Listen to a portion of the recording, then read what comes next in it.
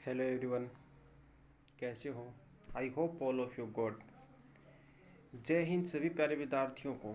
तो दोस्तों, आज के इस सेशन में हम पढ़ने वाले हैं अंतर्राष्ट्रीय सीमाएं, इंटरनेशनल बाउंड्री। सो गाइस, सबसे पहले मैं आपसे रिक्वेस्ट करूंगा कि अगर आप हमारे इस चैनल पे नए हो तो चैनल को सब्सक्राइब कर लो, बेल आइकन को प्रेस कर लो ताकि आने वाले हर वीडियो का नोटिफिकेशन सबसे पहले आप तक पहुंच सके। और गाइस, हम सबसे पहले अंतर्राष्ट्रीय सीमाएं जानने से पहले हम जानेंगे भारत की स्थिति मैप के द्वारा। तो देखिएगा दोस्तों, ये है एक अपना प्यारा भारत। Okay, one second. ये है अपना प्यारा भारत। तो सबसे पहले आप सब जानते हैं कि नॉर्थ, ये साउथ, ये ईस्ट और ये वेस्ट। तो वेस्ट के अंदर हमारी जो अंतर्राष्ट्रीय सीमा लगती हैं वो पाकिस्तान के साथ में लगती हैं। और पाकिस्तान के साथ में कितने राज्यों के साथ में? तो दोस्तों, पहले 4 राज्यों के साथ में लगा करती थी, लेकिन अब जो जम्मू कश्मीर और लद्दाख है इनको 2 केंद्र शासित प्रदेश के अंदर बांट दिया है। तो अब टोटल 3 तो हो गए राज्य और 2 हो गए इनके केंद्र शासित प्रदेशों के साथ में पाकिस्तान के साथ में अपनी बाउंड्री लगती है। दूसरी बात करें अफ़गानिस्तान की, यहाँ पे थोड़ी सी बाउंड्री लगती हैं। और उसके बाद में लगती है चाइना की, नेपाल और भूटान। इधर आओगे तो ये आ गया म्यांमार, और ये त्रिपुराओं के तीनों ओर से घिरा हुआ ये बांग्लादेश है। पहले दोस्तों क्या हुआ करता था कि ये जो बांग्लादेश है ये और ये पाकिस्तान है, दोनों एक ही देश हुआ करते थे। इसको कैसे विभाजन हुआ वो आगे चल के मैं आपको सब कुछ क्लियर कर दूंगा। ओके, तो नॉर्थ साइड से आपको समझ में आ गया होगा कि भाई पश्चिम के अंदर पाकिस्तान की यहाँ से सीमा लगती है गुजरात से, और यहाँ से होती हुई ये जाती है जम्मू कश्मीर लद्दाख तक। और ऊपर लगती है थोड़ी सी सीमा लगती है अफगानिस्तान की, और उसके बाद में चाइना, नेपाल, भूटान, म्यांमार, और यहाँ पे लगती है बांग्लादेश। ओके, नीचे की ओर चलते हैं दोस्तों, थोड़ा सा जान लेते हैं, पेशेंस बनाए रखिएगा। इसके नीचे चलते हैं तो दोस्तों ये बे ऑफ बंगाल है ही, यहाँ पे पानी पानी है, और ये श्रीलंका है। इधर बात करें तो ये अपना है, ये देखो यहाँ पे ये क्या चीज़ है? तो दोस्तों ये अपने जो लक्षद्वीप, सॉरी लक्षद्वीप तो इस साइड में है, ये है लक्षद्वीप। और यहाँ पे कौन से हैं? ये अपनी क्या बोलते हैं, अंडमान निकोबार द्वीप स्थित है। ओके, टोटल हमारे पास में 36 लक्षद्वीप, ये क्या बोलते हैं, अपने आइसलैंड स्थित है, द्वीप स्थित है। ओके ओके दोस्तों, ये है अरब सागर, इस साइड में पड़ जाती है ये अरब साइड।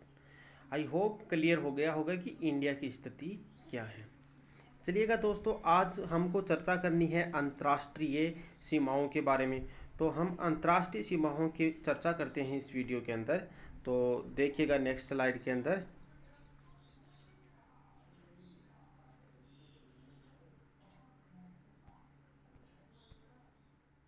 देखिएगा नेक्स्ट। तो सबसे पहले हम बात करेंगे कि डूरंट रेखा की। डूरंट रेखा की बात करें तो दोस्तों ये डूरंट रेखा है, ये भारत के साथ में डायरेक्ट सीमा नहीं बनाती हैं, जबकि पाकिस्तान और अफगानिस्तान की सीमा बनाने वाली रेखा का नाम है डूरंट रेखा। डूरंट लाइन के द्वारा पाकिस्तान और अफगानिस्तान के अफगानिस्तान की सीमाएं अलग होती हैं। तो दोस्तों बात उस टाइम की है 1886 की। 1886 की, इनका मतलब ये है कि जब भारत और पाकिस्तान एक ही हुआ करता था, यानी कि जो भारत है ना, अब जो ये ज़्यादा फुदफुदा रहा ना, ये भारत पहले, ये सॉरी, ये जो पाकिस्तान है ना, ये पाकिस्तान हमारा ही हिस्सा हुआ करता था।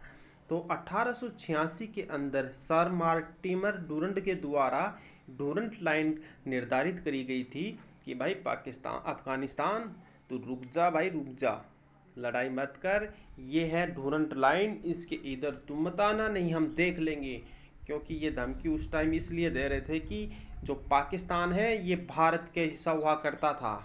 तो अब मैप के अंदर देखते हैं कि दोस्तों कि अफगानिस्तान की स्थिति क्या है, और पाकिस्तान की स्थिति क्या है, और भारत की स्थिति क्या है।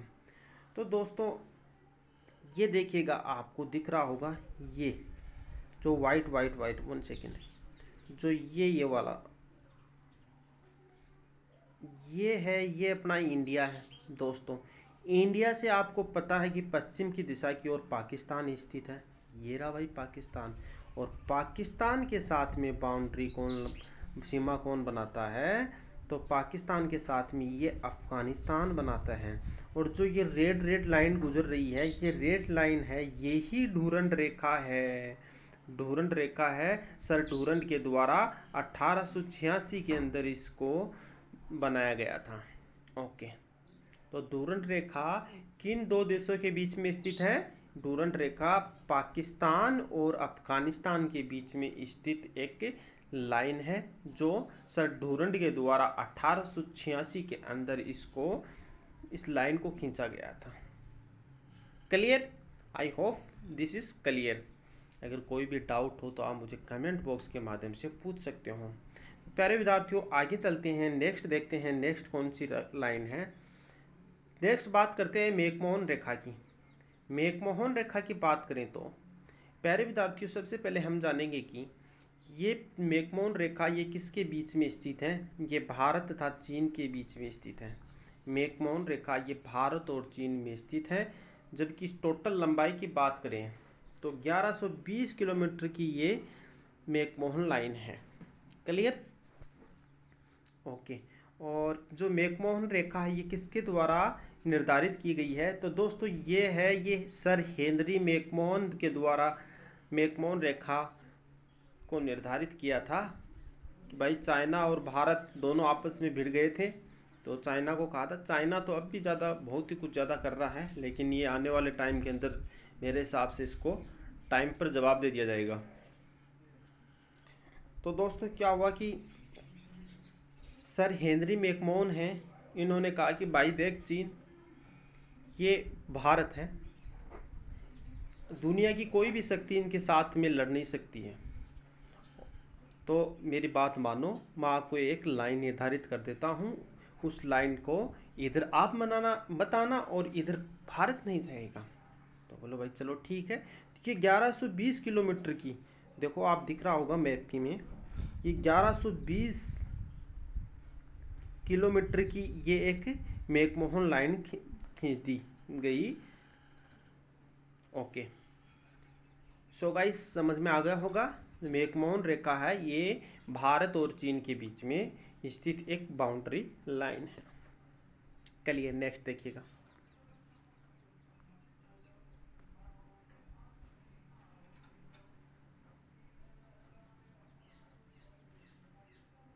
वन सेकेंड यार।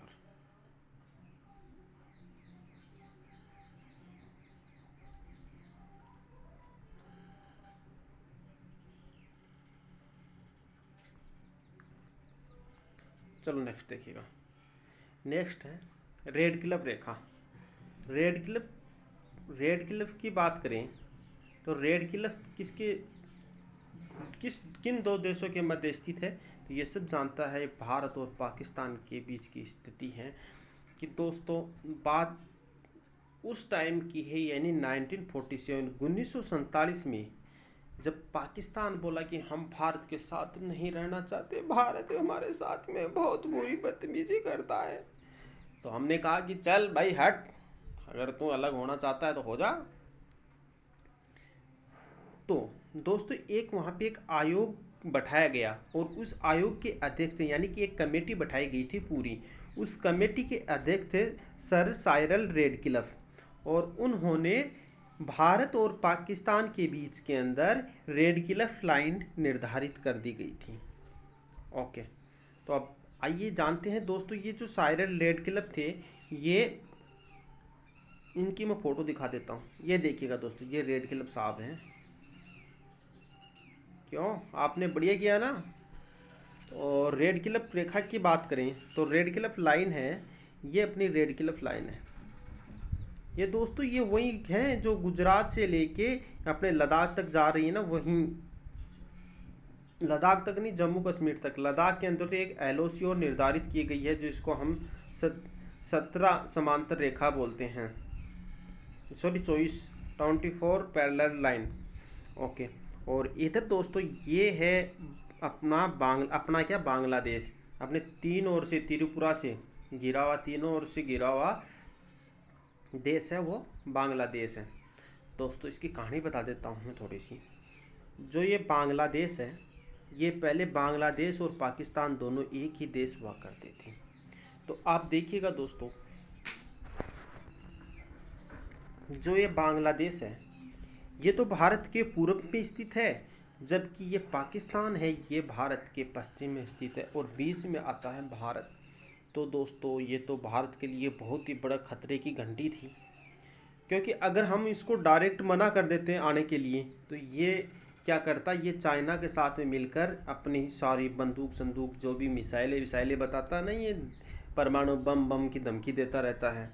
तो दोस्तों ये क्या करता है, ये चाइना के साथ में मिलकर ये अपनी सेना यहाँ लाके अपने लिए एक बहुत बड़ी मुसीबत खड़ी कर सकता था। भाई कर तो क्या सकता है, भारत का कौन क्या बिगाड़ सकता है, पूरी दुनिया में कोई ऐसी शक्ति है ही नहीं जो भारत का नुकसान पहुंचा सके। तो ये पाकिस्तान तो क्या चीज़ है यार, इनको खाने के लिए क्यों नहीं मिलती हैं या भारत के साथ में पंगा लेंगे। तो दोस्तों क्या हुआ कि इसके बाद में हमने जो ये बांग्लादेश है, बांग्लादेश को पाकिस्तान से आज़ाद करवा दिया और बांग्लादेश को एक स्वतंत्र देश घोषित कर दिया गया था। शेख हसीना बांग्लादेश की वर्तमान में प्रधानमंत्री हैं। क्लियर। तो दोस्तों अब चलते हैं नेक्स्ट।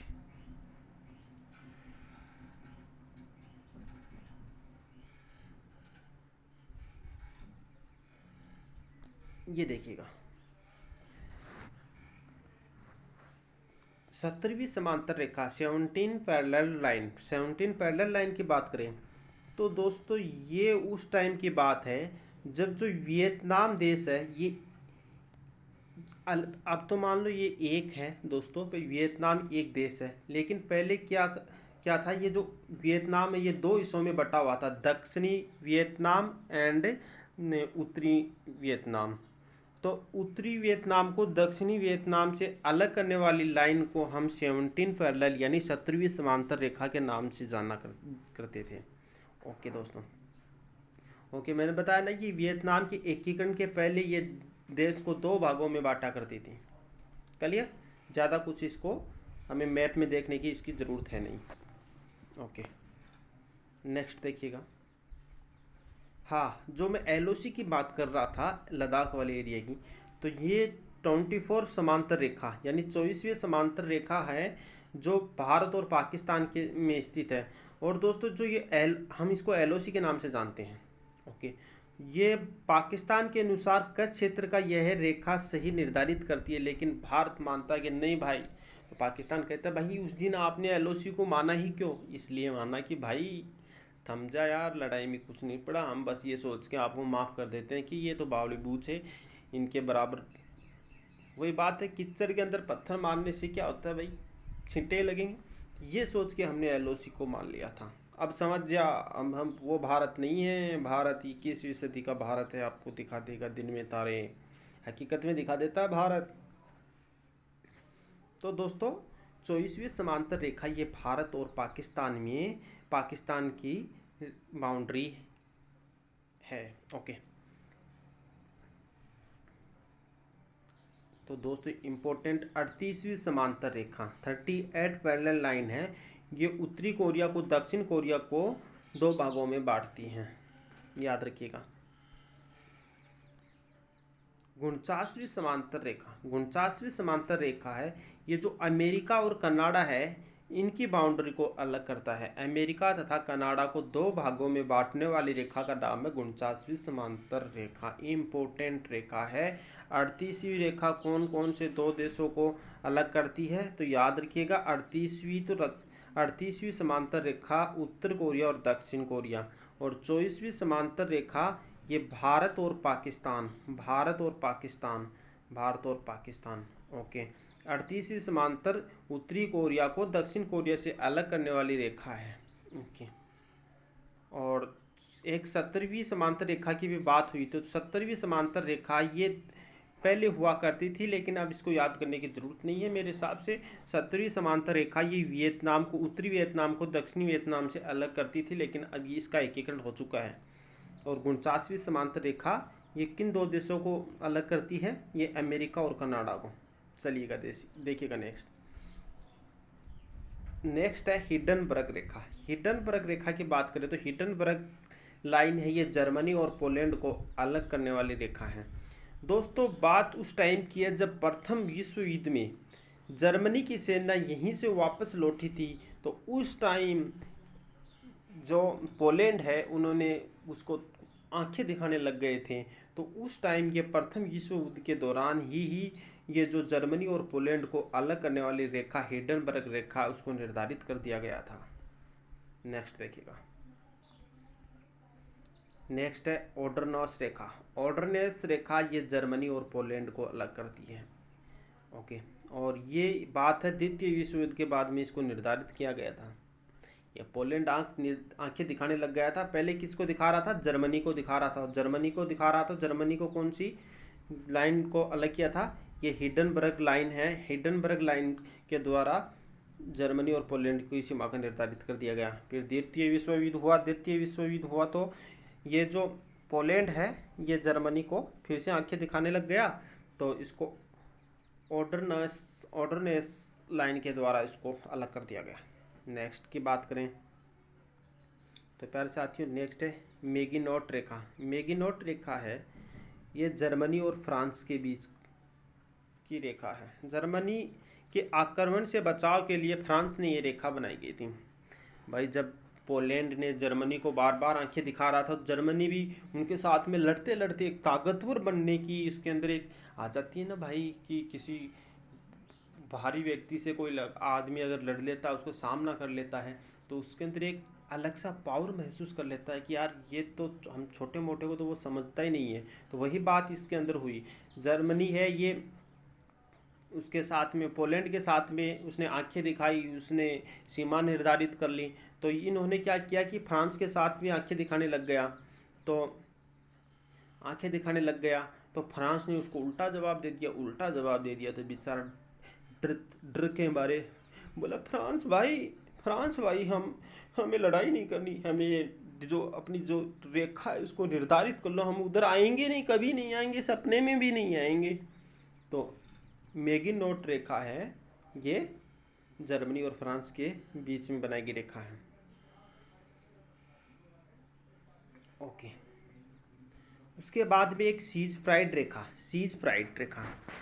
तो दोस्तों ये सीज फ्राइड रेखा है, ये भी जर्मनी और फ्रांस के मध्य स्थित ये रेखा है। सो गाइस ये था आज का important session. I hope video अच्छा लगा होगा। वीडियो अच्छा लगा तो क्या करना है, वीडियो अच्छा लगा तो आपको लाइक करना है, शेयर करना है और कमेंट करके ज़रूर बताना है कि भाई आपको वीडियो कैसा लग रहा है। और ऐसे ही वीडियो आप और चाहते हो तो मुझे कमेंट बॉक्स में ज़रूर लिखिएगा आप किस टॉपिक पर कैसा आप नेक्स्ट लेक्चर चाहते हो। मैं ज़रूर उसी टाइप का लेक्चर लेके आऊँगा और आपके भाई को यार सपोर्ट ज़रूर करते रहिएगा। Thank you for watching this video. मिलते हैं next day. Take care, bye. जय हिंद, जय भारत।